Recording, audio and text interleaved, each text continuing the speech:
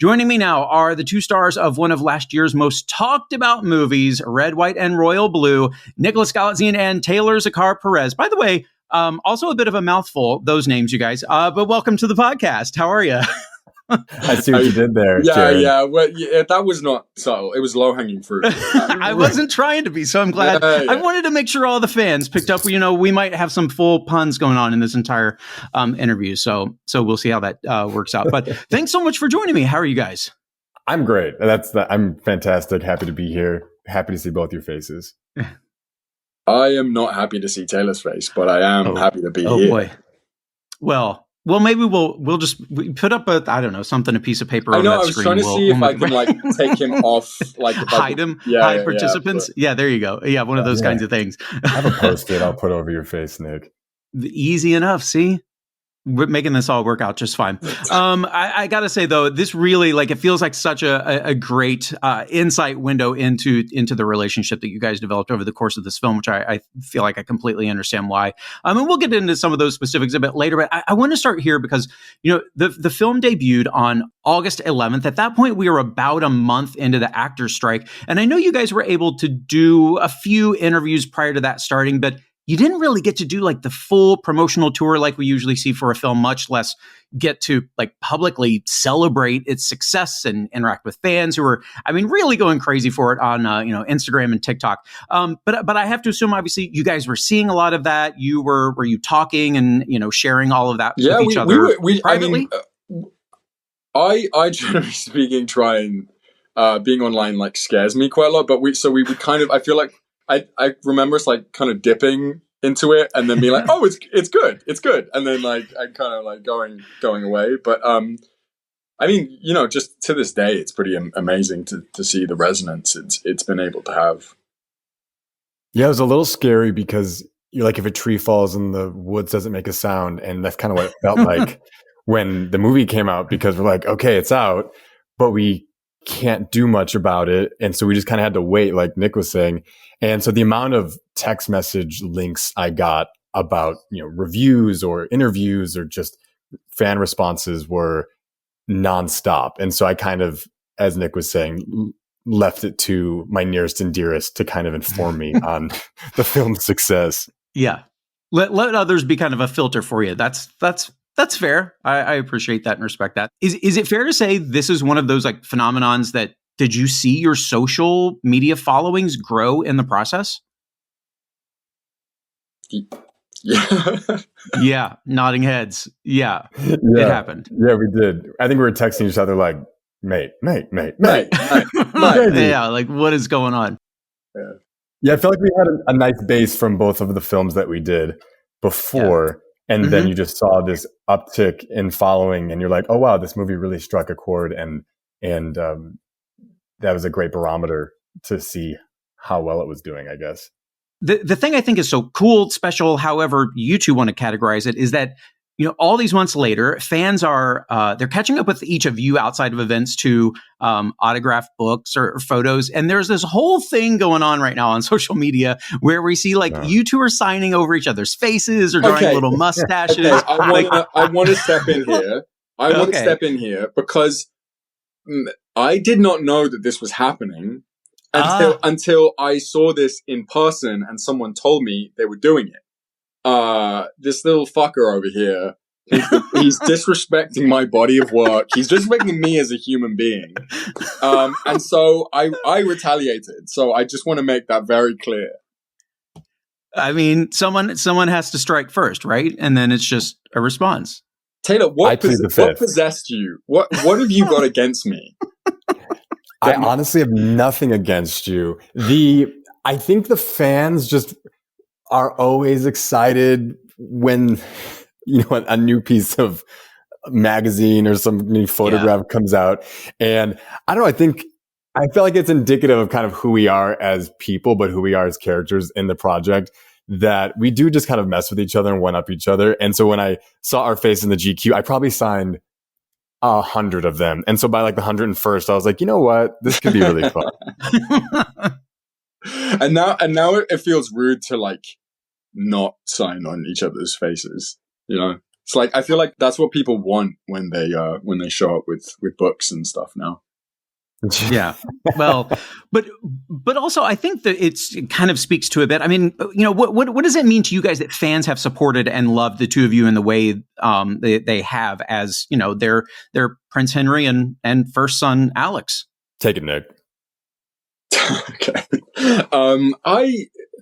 I mean, it's very overwhelming. I mean, I feel very humbled by it, and there are so many wonderfully talented people in this industry, and there's so many wonderfully talented people who'd love to do the job that we do. And when you make something that has this sort of seismic shift in your career, I just think, I don't want to speak for Taylor here, but I just think we feel very, very humbled by it. And to be honest, just more than the signings or the photos or anything, I just really love, chatting to people on the street about this movie and oftentimes how positively it's affected their life. Mm-hmm. Yeah, I will second that, because the amount of folks that come up to me and tell me, oh, when I read the book, I was this close to taking my own life, or when I saw your film, it made me not want to kill myself anymore. And those are the moments that are really important to me, because I do, and my friends will tell you, my family, like, I'll stop on the street with somebody and chat with them for 5 to 10 minutes. And like, we're completely en route to somewhere and have to be somewhere. But when somebody stops me, I'm like, this movie means so much to people and to me and to like everybody who made it, hopefully. But that I do want to lend an ear and hear their story, because, at the end of the day, it is a love story. And I think that's why they're falling in love with it. I think it's also a testament to Casey's brilliance as a writer. And then they gave us the book, and there was such a huge groundswell of support for it. And so, Nick and I knew going into it that we had some tough shoes to fill. But I think people think you did it quite well. As you said, it's a love story. There's romantic comedy elements even here. Like, there are some very funny scenes, but perhaps a little cheese, but like the right amount of cheese, a really good cheese, But like you're saying, it does deal with some very real things as it relates to like the impact of coming out and labels and perceptions. What were the conversations like behind the scenes about how you guys could bring a new point of view and something unique to the table? Because there are a lot of movies that are coming out stories, but this one, it felt different. Yeah, we had tons of conversations surrounding this, and I feel like with queer cinema in itself, it's like some of the major themes are personal identity and exploration, empathy and understanding, and definitely challenging stereotypes. And going into this film, we were really all in this major agreement. And obviously the book also speaks for itself, but the book is celebrated for its positive and nuanced representation of the queer community and characters and relationships. And so we just knew that going into this, we're like, this is going to be contributing to its popularity and impact, is that positive representation. So we just it was kind of nonstop conversations and discussions about this, right, Nick? Yeah, definitely. And I think we just wanted to create something that felt just very new and fresh and wholesome and funny and that had a heart to it. And I think, it was just, everyone just felt very, very aligned, I think, in terms of the creative, top to bottom, whether it be Taylor and I or Matthew and Casey and the amazing producers, the music on the film. I mean, it felt there was just a really great sense of community, I think, established on this job, which was totally, very fulfilling. Yeah. I mentioned earlier we'd have lots of puns here. Was that when you said top to bottom? Was that one? I'm kidding. I'm kidding. Kidding. I didn't mean to make light. It was a very serious answer there. Yeah. So in the midst of all of that we're talking about, there is, of course, intimacy, because it's a love story. We gotta have that. Trust, of course, is vital between co-stars, but I'd imagine a bit more when that kind of stuff is involved. So did you guys make a point of hanging out, having dinner, whatever that might mean, to develop and build that between you? Or was it just kind of inherently there already? I mean, I think it was, Taylor and I have talked about this a lot, but like, I remember the first few minutes of rehearsal, I was like, oh, this guy's my friend. Like, this guy is going to be a buddy. Like, we have the same sense of humor. It's very yes and, we just really, really got on. And I think that just this like inherent sense of trust came with that. And a sense of responsibility of wanting to make something great. But, that's not to say we didn't have great people like Robbie Taylor Hunt, who was, our intimacy coordinator, who funnily enough, I've worked with twice now. And, and he's like my guy now. Seeing as that's basically my thing is just doing intimate work on camera. But he I think very much helped give us he helped us refine the sort of the choreography of all the intimacy in a way. But I mean, why don't you speak to this, Taylor? I just feel like we really just had a care for each other and a trust with each other. And it's so fun now seeing my mate at all these awards and stuff. Yeah. And, it's a closeness in a project like this, I think, is required. Yeah. I think someone asked me I was at the Vanity Fair party. They're like, who's a better kisser, Joey or Nick?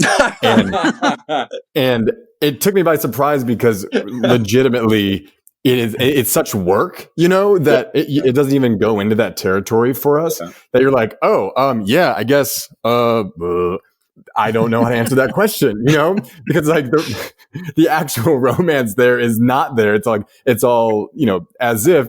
And so when they actually ask you the real life questions, I always like choke up. I'm like, I have no idea. It just was like a dance that we choreographed for 2 weeks. Yeah.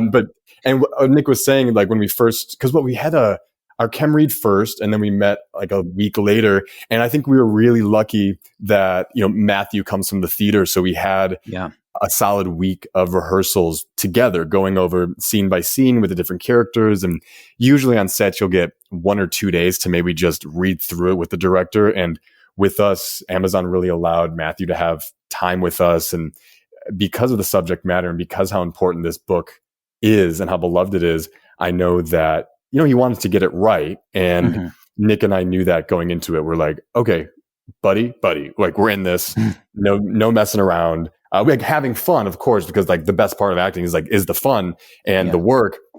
But we just knew that we were representing something way bigger than ourselves. Yeah. Were there any moments that were perhaps then improvised between the two of you because of that connection and bond that you formed? God, well, I mean, I feel like in all the sort of the scenes that have bounce, there's just like there's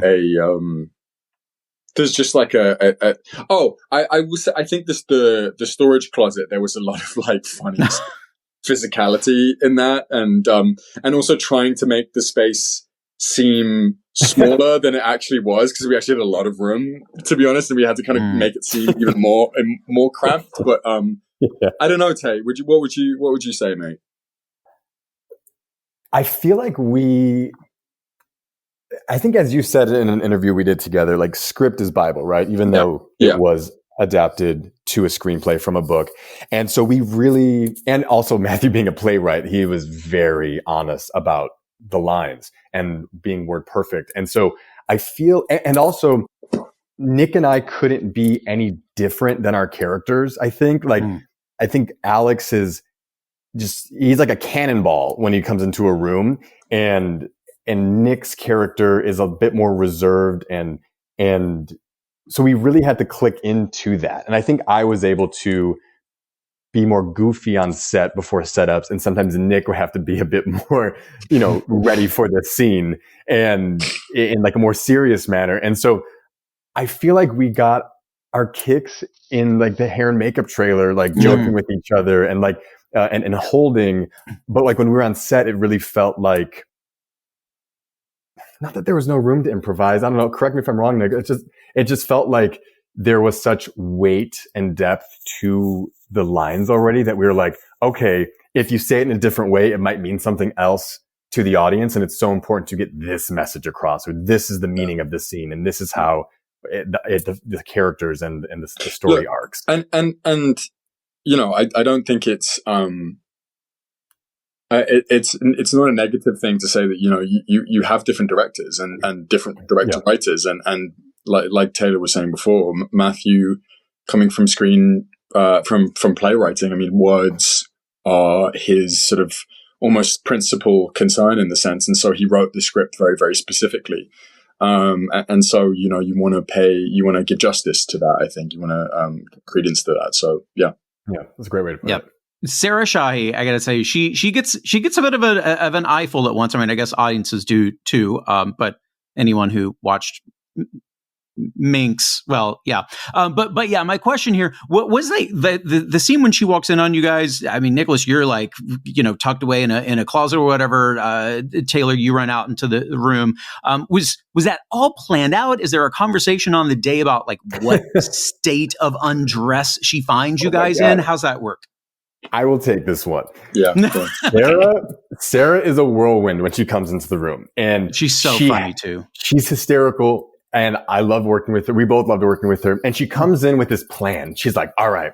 She's like, I'm going to walk in and I'm going to see him there. And I'm going to walk here and I'm going to do this and I'm going to spin and I'm going to do this and I'm going to do that. And, you know, Nick and I had just run our, you know, the kind of the beginning or end of a scene that we shot in there. And then Sarah comes in and we just kind of see her do her thing and we laugh because we're like, there's not that much room in here. Like, you're not doing any of that. But we all kind of make eye contact and she does it. We do a run through and she goes, well, that's not going to work, is it? And so everything kind of, because we shot in, you know, hotel rooms, in apartments, and you're in confined spaces and different camera setups. I think that was a steady cam, I think, the entire time because the space was so small. And so moving was very difficult. And so when it comes to the states of undress, that was the day that I think Matthew said in an interview that I had questions about my butt. And I did, because I'm like, this is the day. This is the big day. I have questions. What's it going to look like? And, you know, like on other projects I've done, they've always like, you know, they've like digitally removed certain things. And I'm like, okay. And so then you become a little self-conscious. You're like, Is this not look good? What's wrong with this? You know? Right. And so, yes, those conversations are had, I would say like the day before, and like with like hair and makeup, with the director, with the producers, like who's feeling comfortable, who's not. I mean, I think Nick, you had, in bottoms, you had you just came out in a jock strap. Yeah, and we won't even go into Mary and George because that's its own special. Yeah, indeed. I got to tell you guys, one of the things I love about the movie so much is the how the text exchanges play out in bed versus like seeing phone screens all the time. Was there anything tricky, I guess is the word I'll use, about like making that work? I mean, in what sense? Just from a sort of a performance standpoint? Performance, but just in terms of, you know, taking what, you know, everyone knows to be text messages, but turning it into more like a, you know, person-to-person, face-to-face conversation.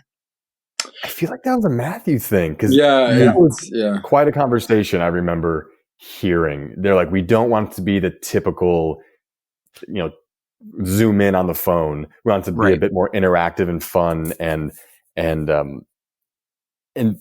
I do know, like for camera setups, you'd be like, hey, we need to have you all the way to the left because the text is going to appear on the right. So that I do know that was some technical conversations that were had. Yeah, that makes sense. Got to be on the correct side of the movie screen because of the TV or because of the phone screen. Totally makes sense. Filming in London's Victoria and Albert Museum. I mean, I can't imagine how incredible that was, but I know something that fans were so excited about too was because that you both say in person versus an email when you say history, huh? Like little things like that, all these little touches. I mean, at what point did you discover that those were things, like what the things were that fans were most excited to see play out in the film? Well, I mean, the cake was like, I think that was the big one, right? Like that's such that's just such a visceral scene. And, Matthew, coming from his theater background, obviously wanted it sort of completely, planned like a, like a Abbott and Costello. Exactly. And so there a lot of kind of choreography and timing and everything went into that, and obviously a lot of that relies on camera movement and everything. So, and that was pretty early on in the filming process as well. So I'd say that's the one that jumps to mind for me. Don't know about you, Taylor.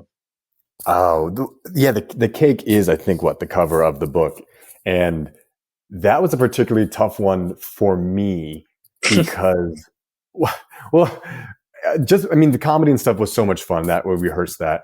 But my dog passed away the night of the first day of filming. And then we had the second day of filming that scene.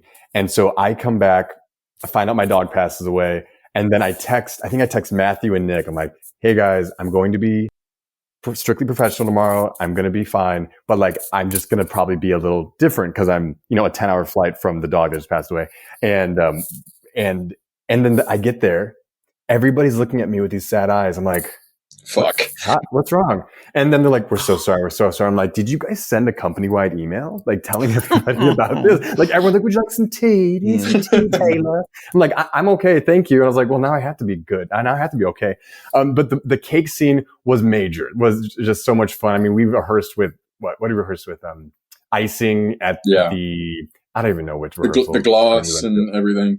But for you, it was more for you as well, because so much of the technicality relied on your getting the icing, putting it on the shoulder at the right time, the cup. It was so not natural in a lot of ways. So, I mean, given, the fucking shit show that you had to, the emotional shit show that you kind of had to go through. I mean, it was so impressive how well you handled all that. Thanks. I do know that, there'll be stills of the country house or something, or there'll be the Victorian Albert Museum. And, as an American, I grew up in Chicago. We have the Field Museum, Museum of Science Industry, Planetarium. Those are so America to me, or, the planetarium here in Griffith Park. And so I kind of take them for granted, where I don't know, Nick, you probably grew up going to the V&A Museum and you're like, oh yeah, I've never been here after dark. This is cool, but this is another day in London for me. Yeah, I mean, it was, but very, very cool. I mean, very impactful and special to be able to do that. The access. I'm trying to remember if we shot sort of anywhere else. I mean, we shot in some amazing locations, to be honest. But running through the museum, because, it's you're a giant library, right? And so when they're like, hey, sun's coming up, they're run across these just ancient marble statues. And you're like, okay, yeah, cool. And it's almost like you're ready to get caught doing something wrong. And so just kind of, we were able to take some liberties at places that, the everyday person passing by or going to it didn't happen for them. So I'm definitely grateful for that. And the manors we got to go to, we went to where Kensington Palace was supposed to be. That was remember that was the week after I got COVID as well. So it was this week where we had the emotional scene in Kensington Palace. We had Red Room. We had all of this stuff. Where was that again though? I always forget. Bournemouth. Was it? Yes, it was in Bournemouth because we were all staying in that hotel together. Wow. Yeah. That was a tough week. Yeah. Well, so you were in Kensington Palace filming? No. We were. What was making? We were place in. Yeah, we were in some stately home in Bournemouth, down near the coast. Yeah. In this beautiful rundown manor next to a witchcraft shop, and it's so interesting because as Americans we look at when our architecture began versus when the United Kingdom's architecture began. And you're just such a huge difference. You're like, wow, we're really stunted on history over here when you compare it to our friends across the pond. Yeah, indeed. Well, guys, I know a lot of people are asking you about the potential for a sequel. Of course, there's got to be a story, but do you even know, is anyone thinking about or working on a potential story? Go on, Taylor. Go on. I'm over here like glazed over because this is the question I get every day of my life, Jared. Yeah. No, I'm just kidding. That's why I was trying to offer it up to you in a different way. But no, I'm kidding. No, because I met Jared, Nick. I met Jared at SCAD on a panel, and he asked me then, and I was like, I have no idea. And then asked me again at the SAG Awards, and I don't get annoyed with it. I'm totally messing with you. I am not sure yet. I think on previous projects that I did when there was, already a film in the can, and then you hear about the announcement of a sequel or something, that's when we become privy to it. But personally, no. I'm waiting for Casey to announce the second book. I'm assuming that that's what the film would be based off of, kind of like a Francis Ford Coppola and Mario Puzo. Yep. Yeah, so I feel like that would be the way that I would love it for it to happen. Yeah. Right, because Casey's the one who's built out this world, so it makes sense. I would love for the source material to be there.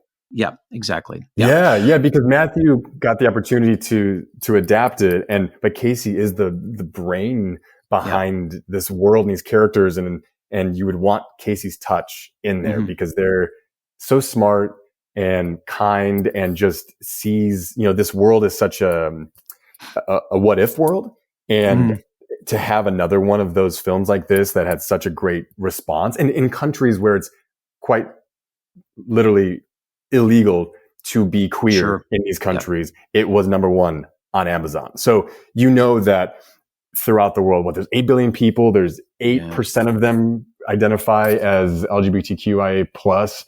You're like, that's 640 million people that are watching this, hopefully, right? You would love to affect that many people. And then the community around them, I think it's just as important for those a part of the community and those that are not part of the community to watch this project and just learn something, enjoy it, laugh. And that's, Yeah. I mean, it's what you guys said, it's had a big impact. You've, been fortunate enough to read some of that and see some of have conversations with people about that. So so congratulations on that, and truly appreciate both of your guys' time. Congratulations on this. Thank you so much. Thanks, Jared. Appreciate it.